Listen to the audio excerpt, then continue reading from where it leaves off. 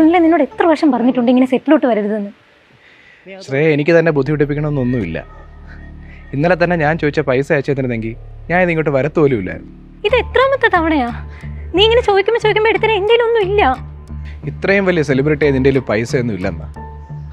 Prime ടൈമിലൊരു serial, reality ഷോയിലെ judge, ഇൻസ്റ്റാഗ്രാമിലിടുന്ന ഓരോ ഫോട്ടോയ്ക്കും പൈസ. ഞാൻ മൊത്തം ഒന്നും ചോദിച്ചില്ലല്ലോ. ഞാൻ എൻ്റെ കയ്യിലുള്ള ഫോട്ടോ അപ്ലോഡ് ചെയ്താ പിന്നെ നിൻ്റെ ഈ പൈസയുടെ വരവൊക്കെ അങ്ങ് തീരും. നിനക്ക് മലയാളികളുടെ സ്വഭാവം അറിയാമല്ലോ. ഒരിക്കൽ ഒരു ചീത്തപ്പേര് കേൾപ്പിച്ച പിന്നെ നിൻ്റെ മാർക്കറ്റ് കംപ്ലീറ്റ് ആയിട്ടിടിയും. പിന്നെ നീ ഡൈവേഴ്സ് ആയതുപോലും എൻ്റെ കൂടെയുള്ള അവിധം കൊണ്ടാണെന്ന് ന്യൂസ് വരും. അത്രയ്ക്കൊക്കെ വേണോ? ശ്രേയ, ഷോർട്ട് റെഡി ആയിട്ടുണ്ടേ. ചെന്ന് അഭിനയിക്ക്. ഞാൻ കാണിച്ച ഫോട്ടോസ് മാത്രമല്ല, എൻ്റെ ഹാർഡ് ഡിസ്കിൽ നിൻ്റെ ഒരു കളക്ഷൻ തന്നെയുണ്ട്. ശരിയല്ല?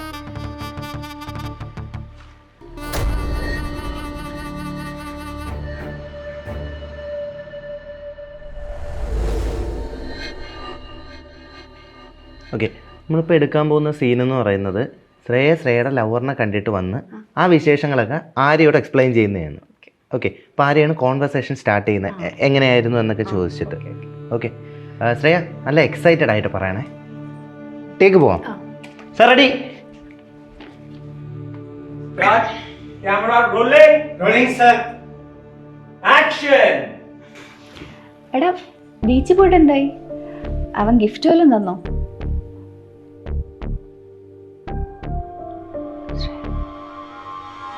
Cut. എന്തു പറ്റി ശ്രേയ? സർ, എനിക്കൊരു ബ്രേക്ക് വേണം. Break.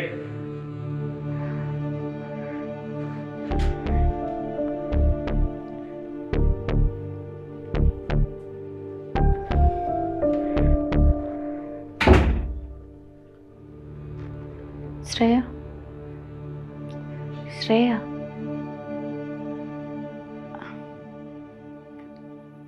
നിന്നെ നേരത്തെ കാണാൻ വന്നതാരാ?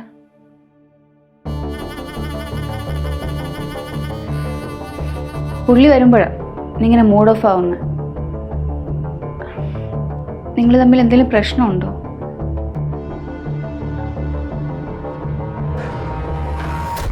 ആരെ? ഞാനൊരു ട്രാപ്പിൽ പെട്ടിരിക്കുക.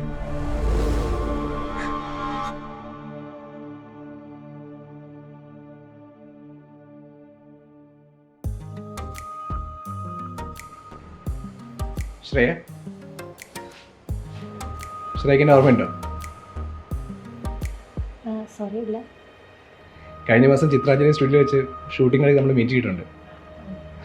അത് പിന്നെ ശ്രേയ ഭയങ്കര തിരക്കായത് കാരണം സംസാരിക്കാൻ പറ്റിയില്ല. ഞാൻ ശ്രേയയുടെ ഭയങ്കര ഒരു ഫാനാണ്. ഇപ്പം തന്നെ ഇൻസ്റ്റയിൽ ആ സ്റ്റോറി കണ്ടിട്ടാണ് ഞാൻ ഇങ്ങോട്ട് വന്നത്. If you don't mind, can I have a seat? Oh sure. പിന്നെ സുനിൽ ഇൻസ്റ്റാഗ്രാമിൽ കൂടെ ചാറ്റ് ചെയ്യാൻ തുടങ്ങി. ആദ്യമൊക്കെ നല്ല ജെന്യുവനായ സംസാരിച്ച്, ഗ്രാജുവലി ഞങ്ങൾ ഫ്രണ്ട്സായി. ജയറാമുമായുള്ള ഡിവോഴ്സിന് ശേഷം ഞാൻ കംപ്ലീറ്റ്ലി ഒറ്റപ്പെട്ടു പോയപ്പോൾ എനിക്ക് ഓപ്പണായിട്ട് എന്തെങ്കിലും സംസാരിക്കാൻ സുനിൽ മാത്രമേ ഉണ്ടായിരുന്നുള്ളൂ.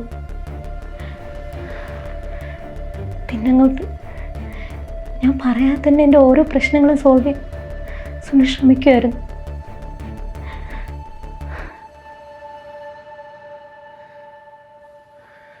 ആ ഇൻ്റർവ്യൂ ഞാൻ ചാനലിൽ നിന്ന് തന്നെ ഡിലീറ്റ് ചെയ്യിപ്പിച്ചിട്ടുണ്ട്. ഞാൻ എന്തിനാ പിന്നെ ഇങ്ങനെ വിഷമിച്ചിരിക്കണേ?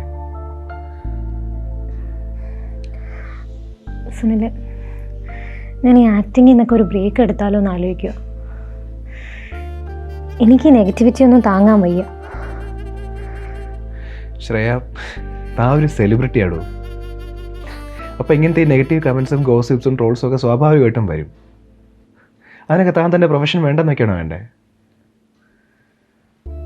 താൻ ആദ്യം ഇതൊക്കെ ഒന്ന് ഇഗ്നോർ ചെയ്യാൻ പഠിക്കുക.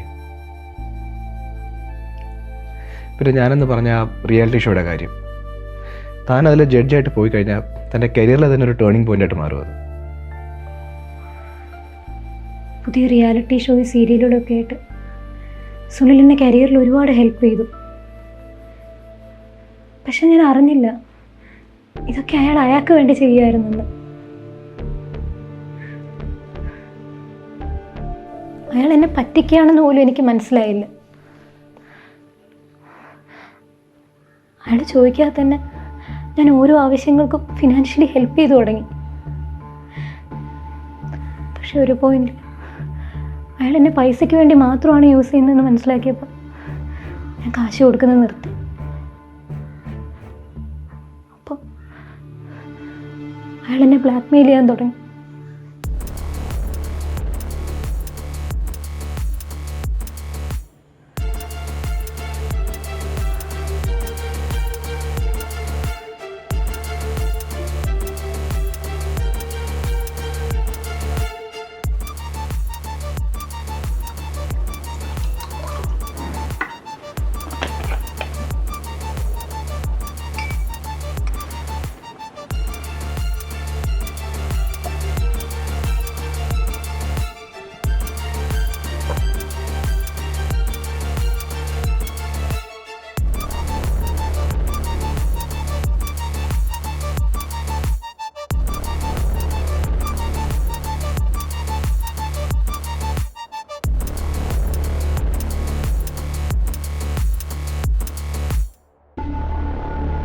എടാ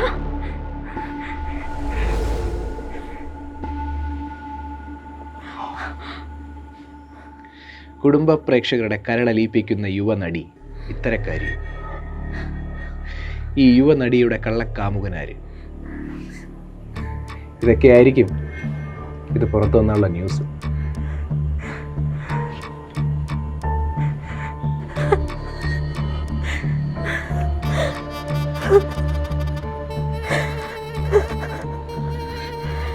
ശ്രേയ, നീ ഇങ്ങനെ പൈസ കൊടുത്തോണ്ടിരുന്ന ജീവിതകാലം മുഴുവൻ കൊടുക്കേണ്ടി വരും.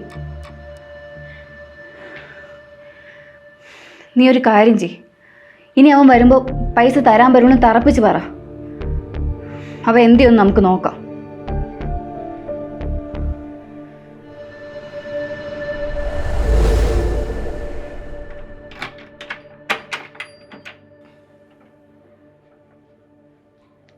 ശ്രേയ, ഞാൻ വന്നിട്ട് കുറച്ചു നേരമായി. എന്തു പറ്റി? ഷൂട്ട് തീരാൻ ലേറ്റായോ?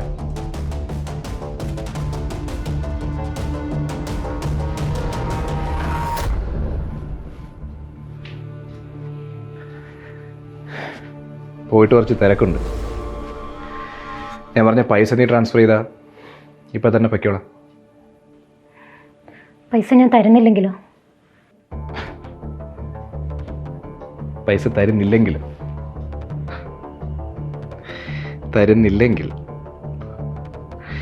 എൻ്റെ ഈ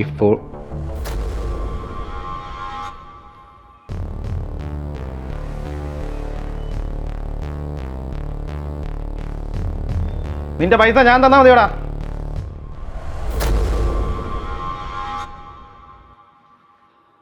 ഫോൺ എടുക്കണം, ഇങ്ങോട്ട് താടാ.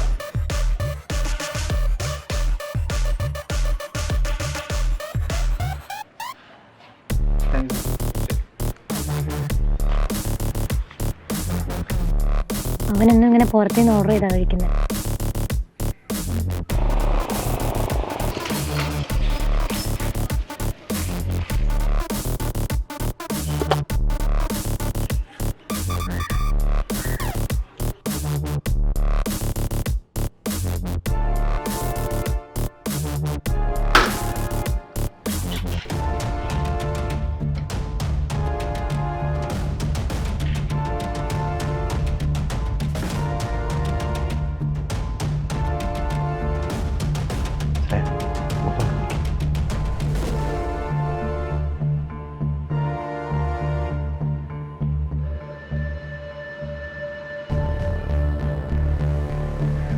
ശ്രേയ, നീ ഫോൺ ചെക്കേ.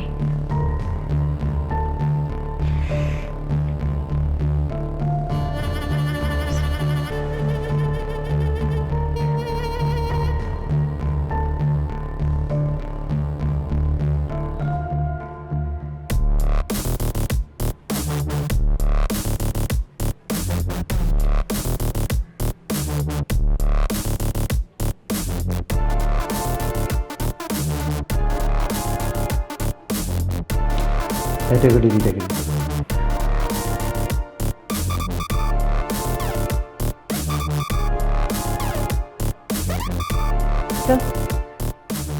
സ്റ്റേഷനിൽ സബ്മിറ്റ് ചെയ്ത ഹാർഡ് ഡിസ്കിൽ ഇതുപോലുള്ള ഒരുപാട് പെൺകുട്ടികളുടെ വീഡിയോസും ഫോട്ടോസും ഉണ്ട്. അതിൽ ഏതെങ്കിലും ഒരു പെൺകുട്ടി ഇവനെതിരെ കംപ്ലൈൻറ്റ് കൊടുക്കാൻ ധൈര്യം കാണിച്ചിരുന്നെങ്കിൽ ഇവനൊക്കെ നേരത്തെ അകത്തായേനെ. പെൺപിള്ളേരുടെ പേടിയാണല്ലോ അവനൊക്കെ മുതലെടുക്കുന്നത്. ഇവനെ പോലുള്ള കുറേ നാറികളുണ്ട്. ഒറ്റയ്ക്ക് താമസിക്കുന്ന പെൺപിള്ളേരെ ടാർഗറ്റ് ചെയ്ത് കയറി കൊടുക്കുന്നത് പോലെ ബന്ധം സ്ഥാപിച്ചെടുക്കും. എന്നിട്ട് അവരെ പൈസയ്ക്കും മറ്റു പല ആവശ്യങ്ങൾക്ക് വേണ്ടി ഉപയോഗിക്കും.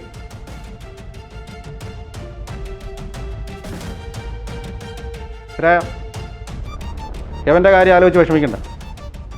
ഇത് മീഡിയയിൽ ന്യൂസ് ആവാതെ ഈ കേസ് ഞാൻ ഹാൻഡിൽ ചെയ്തോളാം. ഇങ്ങോട്ട് നടക്കണം സാർ. മോളെ അങ്ങോട്ടും.